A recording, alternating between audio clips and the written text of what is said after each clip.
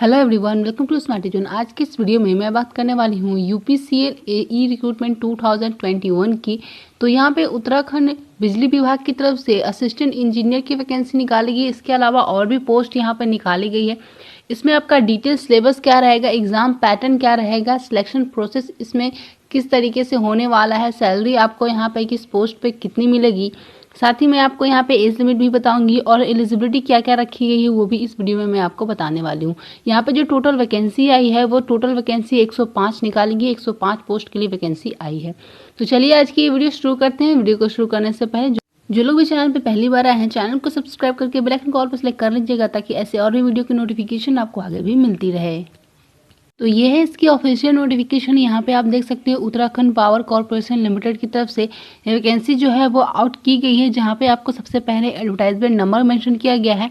यहाँ पे आपको इनवाइट किया गया है इस वैकेंसी के लिए, जहाँ पे आप देख सकते हो पोस्ट नेम आपको बताया गया है, पे स्केल बताया गया और कैटेगरी वाइज वैकेंसीज कितनी कितनी निकाली गई है वो भी यहाँ पे बताया गया है। तो सबसे पहले बात कर लेते हैं असिस्टेंट इंजीनियर की वैकेंसी के लिए। तो असिस्टेंट इंजीनियर के लिए इलेक्ट्रिकल, मैकेनिकल एंड यहाँ पे सिविल के लिए वैकेंसी निकाली गई। यहाँ पे आप देख सकते हो इलेक्ट्रिकल, मैकेनिकल ट्रेनिंग की वैकेंसी यहाँ पे निकाली गई, यानी कि असिस्टेंट इंजीनियर की। यहाँ पे जो पे स्केल रहेगा आपका वो देख सकते हो आप 15,600 से लेकर के 39,100 रहेगा। साथ ही यहाँ पे आपको 5400 का ग्रेड पे भी मिलने वाला है।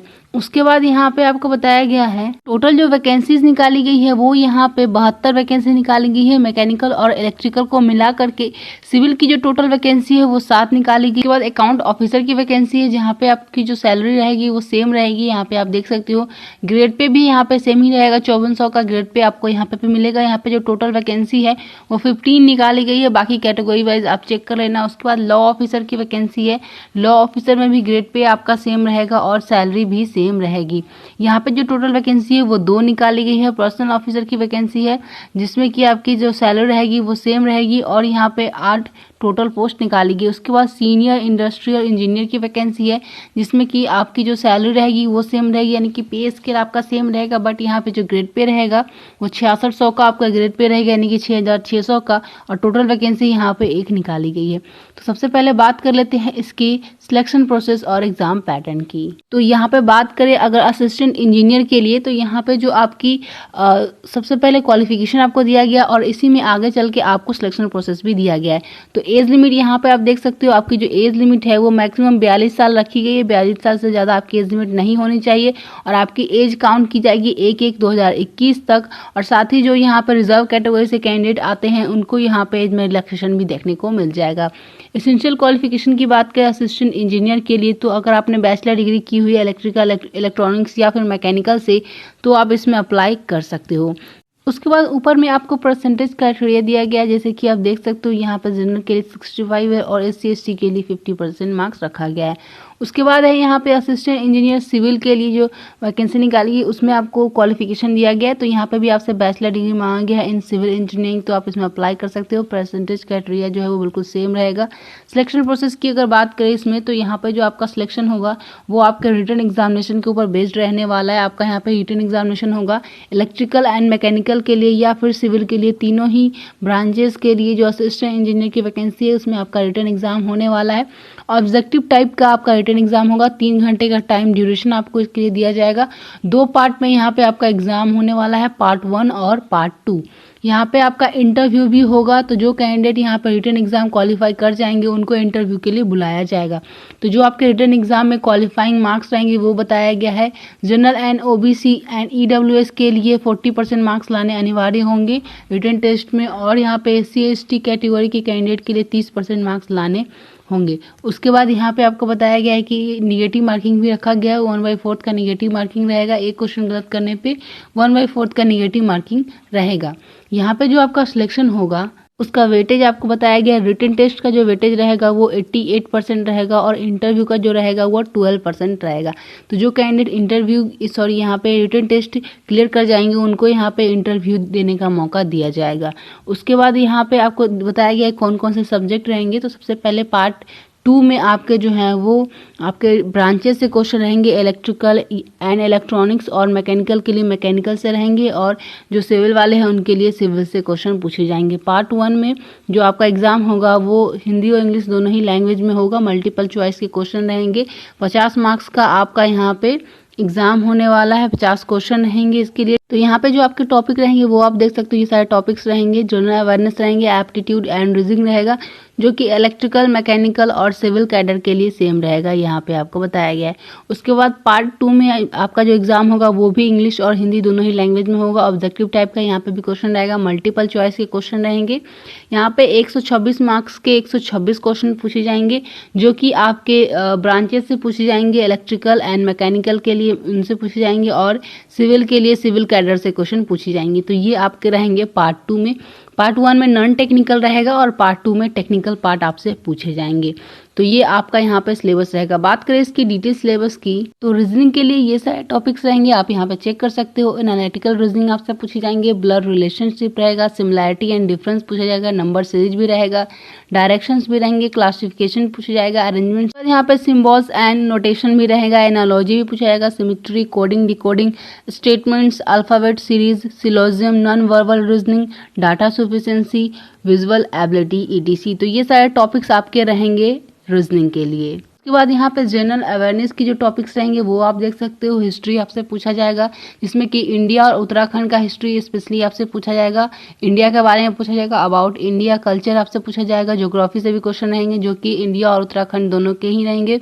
जनरल पॉलिटी भी रहेगा, इंडियन नेशनल मूवमेंट पूछा जाएगा, उत्तराखंड पॉलिटी एंड गवर्नेंस के बारे में पूछा जाएगा, इकोनॉमी के बारे में पूछा जाएगा, इंडियन कॉन्स्टिट्यूशन के बारे में पूछा जाएगा, साइंस एंड टेक्नोलॉजी से भी क्वेश्चन पूछे जाएंगे। तो ये आपके टॉपिक वाइज सिलेबस रहेंगे जनरल अवेयरनेस के लिए एई के पोस्ट पे, जो कि कॉमन रहेगा इलेक्ट्रिकल, मैकेनिकल और सिविल के लिए। बात करें यहाँ पर टेक्निकल पार्ट की, तो ENM के लिए आप देख सकते हो ये आपका डिटेल सिलेबस रहेगा। यहाँ पे आप इसका स्क्रीनशॉट ले सकते हो। ये सारे टॉपिक्स आपसे पूछे जाएंगे इस एग्जाम में।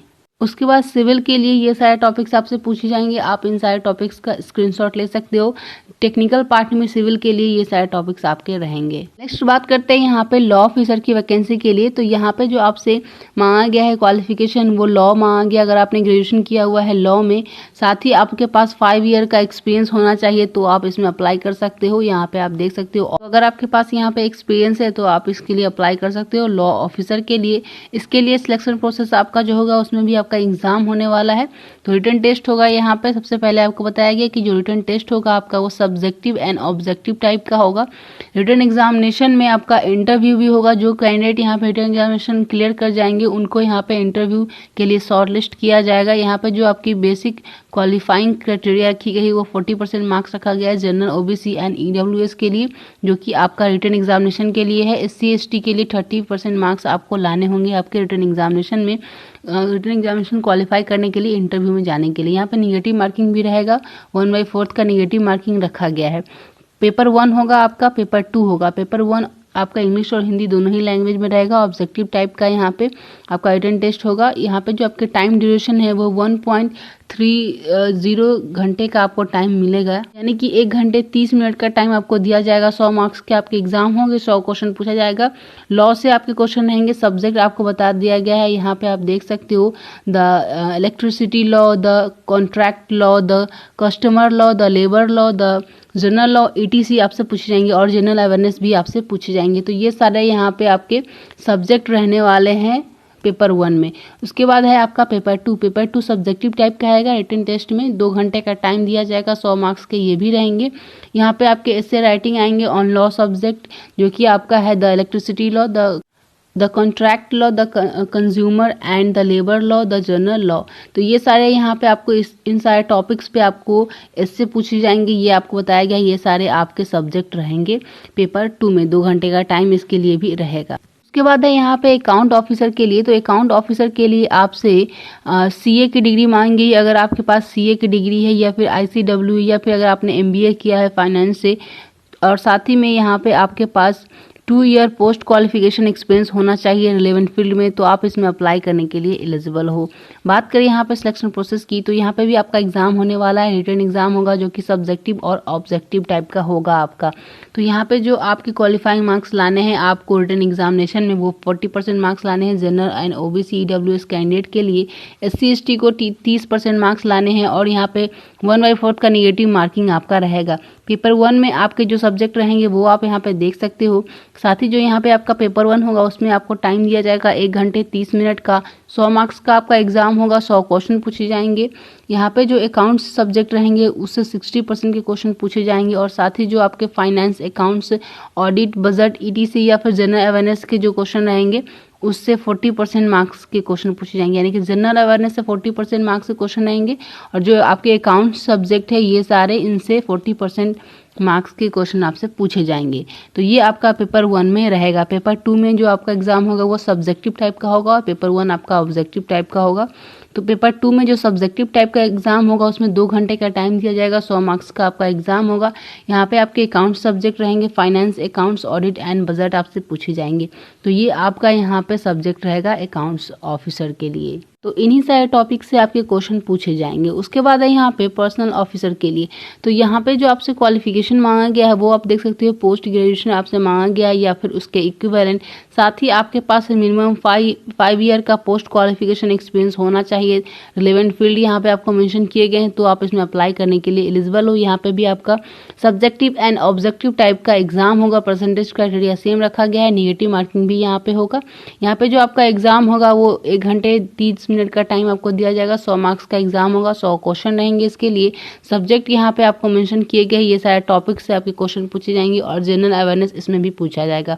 पेपर 1 में ये आपका रहेगा जो कि ऑब्जेक्टिव टाइप का रहेगा। पेपर 2 यहाँ पे आप देख सकते हो सब्जेक्टिव टाइप का रहेगा, 2 घंटे का टाइम दिया जाएगा, 100 मार्क्स के रहेंगे। यहाँ पे आपसे एसे राइटिंग और पर्सनल सब्जेक्ट से आपसे क्वेश्चन पूछा जाएगा। ये सारे टॉपिक्स यहाँ पे आपको मेंशन किए गए, इन टॉपिक से आपके क्वेश्चन पूछे जाएंगे। तो ये आपका रहेगा इस पोस्ट के लिए, यानी कि पर्सनल ऑफिसर पोस्ट के लिए। उसके बाद है यहाँ पे नेक्स्ट पोस्ट है सीनियर इंडस्ट्रियल इंजीनियर के लिए। तो यहाँ पे आपसे इंजीनियरिंग ग्रेजुएट अगर आप हो, साथ ही आपके पास पोस्ट ग्रेजुएशन डिग्री है या फिर उसके इक्विवेलेंट, तो आप इसमें अप्लाई करने के लिए एलिजिबल हो। साथ में आपके पास 7 ईयर पोस्ट क्वालिफिकेशन एक्सपीरियंस होना चाहिए तो आप इसमें अप्लाई कर सकते हो। यहाँ पे सिर्फ और सिर्फ आपका इंटरव्यू होने वाला है, कोई भी यहाँ पर रिटन एग्जामिनेशन नहीं होगा। और इसके लिए एज लिमिट अलग से बताई गई है, 21 साल मिनिमम एज रखी गई है और मैक्सिमम एज 42 साल रखी गई है, जो कि काउंट की जाएगी 1/1/2021 तक। साथ ही यहाँ पे एज में रिलैक्सेशन भी देखने को मिल जाएगा। तो जो आपका रिटन एग्जामिनेशन होगा उसका सेंटर यहाँ पे आपको मेंशन किया गया है, कहाँ पे आपका सेंटर रहेगा। ये एप्लीकेशन फ़ी है। जनरल ओबीसी ईडब्ल्यूएस कैंडिडेट के लिए 800 रुपये एप्लीकेशन फ़ी है। SC ST के लिए 400 रुपये एप्लीकेशन फ़ी रखी गई है, जो कि उत्तराखंड कैंडिडेट के लिए है। यहाँ पे सबसे पहले आपको ऑनलाइन फॉर्म फिल करना है। ऑनलाइन आपको इनकी ऑफिशियल वेबसाइट पे जाके फॉर्म फिल करना है। उसके बाद उस फॉर्म का जो आपको प्रिंट आउट निकालना है उसको इस एड्रेस पे आपको भेज देना है। इसी में आपको बताया गया है कि आपको सबसे पहले ऑनलाइन एप्लीकेशन सबमिट करनी है। उसके 10 डेज के अंदर आपको जो है वो हार्ड कॉपी सबमिट करनी है, जो कि पोस्ट या फिर स्पीड पोस्ट के द्वारा आप कर सकते हो। वहाँ पे आपके जो सेल्फ अटेस्टेड आपके जो डॉक्यूमेंट्स है वो भी होने चाहिए, साथ में यहाँ पे आपको बताया गया है। तो एड्रेस मैंने आपको ऑलरेडी बता दिया, उस एड्रेस पे आपको सेंड कर देना है।